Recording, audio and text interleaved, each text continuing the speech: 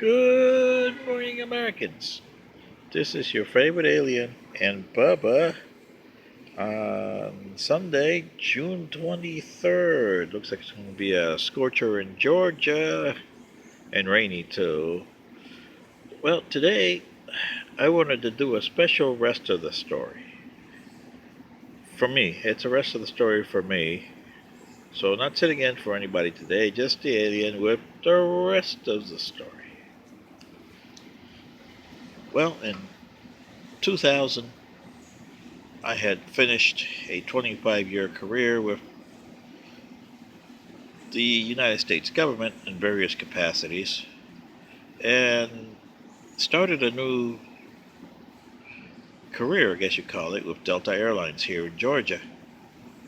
And by the end of 2000, my wife and I, Betty, since Delta at the time was giving, if you could find space on any airplane, you could go anywhere you wanted. So I decided to work 10-4, Monday through Thursday, 10 hours, and then have Friday, Saturday, and Sunday, and we could go anywhere we wanted. So at 4:40 or 4:30 when I left, Betty was already at the airport with bags, and we just decided to go anywhere we wanted. So in 2001, she always wanted to go to England, uh, and I had been there 25 years before, a few times, and I decided, well, we don't know how long this is going to last here with Delta because, with an airline that goes up and down. And my career, I was getting up in age at the time. So I decided, okay, we'll take a weekend trip to London. So we went, and Delta at the time flew to Gatwick. So we had to take the train from Gatwick to London. So when we got to London, uh, you know how your wives are. They want to see everything, right? And especially my wife Betty. She likes uh, tea and petty fours. Always wanted to have a tea and petty fours, in the British tea house. Well, I had known a friend of mine who, when I knew him 25 years before, worked in the foreign secretary's office and became the prime minister in 1998 or 97 when Prime Minister Blair stepped down. So Mr. Cameron, he, called him up, and I didn't expect that. I said, I know it takes a special thing, but I was trying to surprise my wife, so I got her tea and crumpets at Buckingham Palace. That was something. She loved that. Even today, you can talk to my wife Betty about that, and she'll say, yeah. Well, we did the usual stuff, We went to see the Tower of Big Ben, the Parliament, the Jewels, the London, the Tower of London, all the good stuff there. We even took the double decker bus rides they used to have there around the city. And then I wanted to, spring something on Betty, but I figured she's a city girl, and I wanted to go to this place called Buckinghamshire. Jordan's at Buckinghamshire, which is in between London and Oxford. It's a little quaint village, or so they told me. I just wanted to check something out over there.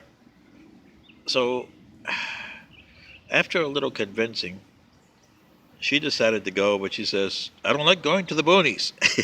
You know how the girls are if you're married. And we were married over 20 years at the time. So, you guys understand where I'm coming from, right? Anyway, um, so we took a train that went there, uh, got a little 2-day stay at the local inn, and surprisingly, she warmed up to the place. I mean, it's a nice little quaint town, and she said, "Okay, what made you come here?" I said, "Well, I got this special place I got to look at." So we went over there, And she gives me the dirtiest look and comes up and she says, "Really? A barn?" uh, I said, "Yeah, this is a special barn." So we walked in. The barn looked, unremarkable from the outside. Just a barn, right? But when I walked in, I mean, it's huge. It was big. I never seen a barn that big, and I'm a farm boy. My barn wasn't even a third of that size in Panama, anyway. But yeah, this was a huge barn.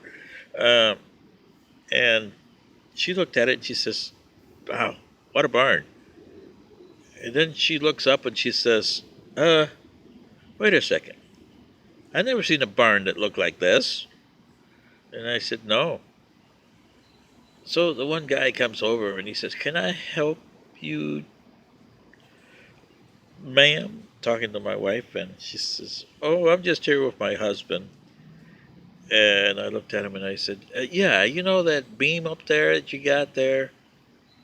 And he says, "Oh, you know about that beam, huh?" And he says, "Well, I read about it a long time ago, and I heard stories about it a long time ago." And he gives me a piece of paper, and he says, "Well, here's what you're looking for." And there's a number there. Now, you must understand that the British, or the English, starting with James I, could not purchase any lumber because that was all to the crown. The best lumber went to the crown. So if you wanted to build something, you had to find scraps wherever you could find of lumber. In this case, this barn, which was built in 1624, uh, they had to find a scrap.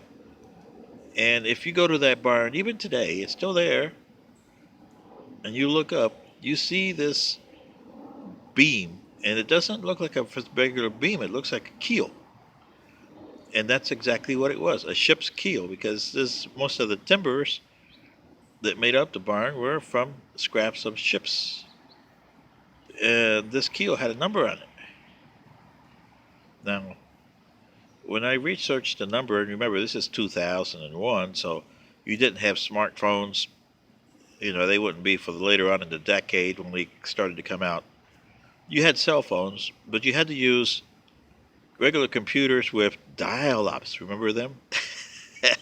So you had to wait for the beep. Remember that? Well, I did, and I checked the number, and sure enough, as the story told me, some 40 years earlier at the time, I believe, 30 years earlier at the time uh, that I heard it. It was, it came up to supposedly belonging to the Mayflower. Well, remember, the Mayflower brought the Pilgrims in 1620, and after that, it was just a down and out ship. Even when it brought the Pilgrims, it wasn't a top of the line English ship. It was you know like a cargo vessel that you would use today. But the long story short, uh, the British government does not recognize it as an authentic Mayflower even today.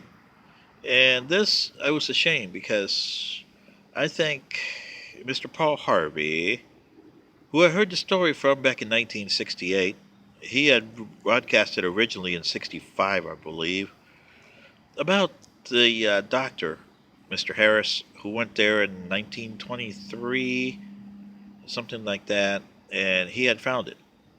He's the first one that actually found it, and uh, well, if I could talk to Mr. Harvey, I would say, sorry, Mr. Harvey, the British government has never recognized as an authentic piece, but it is a ship's keel. I can tell you that because I've done some maritime myself, and the numbers are real. Whether somebody put them in there, when did they put that beam in? Well, but just wanted to let you know that it is real. So if you go any chance to go to Buckinghamshire, Jordan's at Buckinghamshire, in between London and Oxford, stop by and look at the, as they call it, the Mayflower Barn. This is your favorite alien, yes, sitting in for Paul Harvey, since his story was that, and I wanted to make sure it was right, so I went over there. This is your favorite alien sitting in for Paul Harvey saying, good day.